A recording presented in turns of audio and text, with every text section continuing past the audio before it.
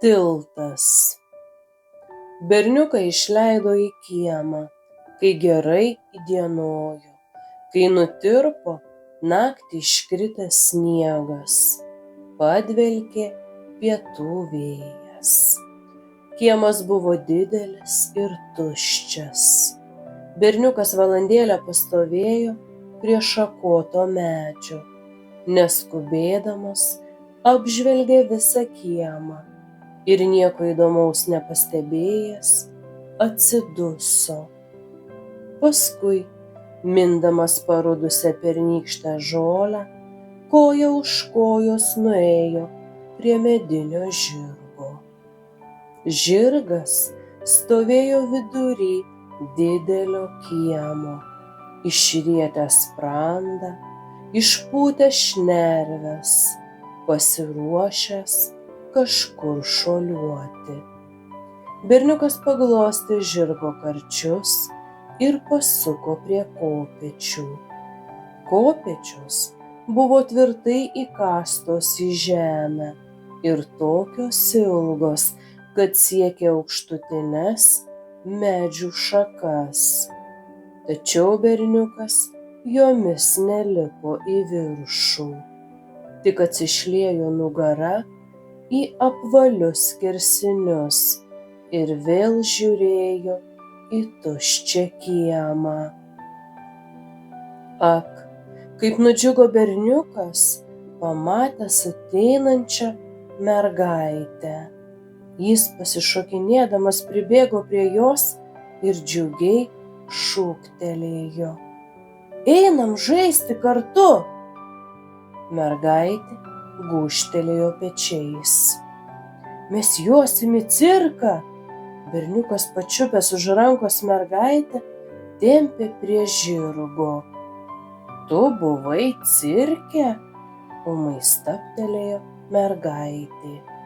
"Kartu su tėčiu, ten visokių žvėrių yra, juokingiausios tai beždžionės." "Na ir kas?" papūtė lūpas mergaitė. "Aš žinau mišką, kur gyvena tigrai, visai netoli." "Tigrai?" išplėtė akis berniukas. "Tigrų gal ir nedaug, bet užtat liūtų prie kiekvieno medžio." "Gerai, tuomet jojam į tą mišką, o paskui užsuksim į cirką." Berniukas bematant užšoko ant žirgo ir ištiesė abi rankas mergaitei. "Aš nejosiu, man nepatinka nei cirkas, nei miškas." Berniukas tik valandėlę abejojo. Liuoktelėjęs nuo žirgo, jis pribėgo prie kopėčių ir vikriai įkopė į patį viršų. "Lipk čionai, pamatysi, kur pasibaigia dangus, lipk!" Mergaitė prisilietė rankomis prie žemutinio kopėčių skersinio ir atsakė: "Jau mačiau 1000, o gal ir 1 kartų." Berniukas lyg voverė nusliuogė kopėčiomis žemyn. "Aš mačiau cirke, kaip vaikščioja meškos, žiūrėk!" Berniukas pasilenkė, nukorė rankas, pražergė kojas ir pamažu ėmė krypuoti aplink mergaitę. Krypuodamas šaukė ant viso kiemo: "Tikros lepečkojės tos meškos, jos kitaip eiti nemoka." "Meškos vaikščioja visai ne taip," purtė galvą mergaitė. Berniukas atsitiesė. Jis suraukė kaktą ir tyliai paklausė: "Kodėl tu nenori su manimi žaisti?" "Nežinau," pagalvojusi atsakė mergaitė. "Kažkokia bjauri diena iš pat ryto." "Aš žinau, kas atsitiko," kalbėjo berniukas, tave turbūt tėtis arba mama barė, o gal net mušė. Manęs niekuomet nemuša, nėra ūpo ir viskas. Būna, sutiko berniukas. Ir ūmai kažką atsiminęs, vėl pažvalėjo. O gal nori tverti tvorą? Nori? Kokią tvorą? Tikrą, aš suradau tokį daiktą, tuojau atnešiu. Berniukas nėrė į pakrūmę ir iš ten atitempė lentgalį. Lentgalys ilgai gulėjo po sniegu, todėl buvo pajuodęs, prisisunkęs drėgmės, sunkus. Berniukas sukaupęs visas jėgas pastatė jį prieš mergaitę ir šitaip laikė.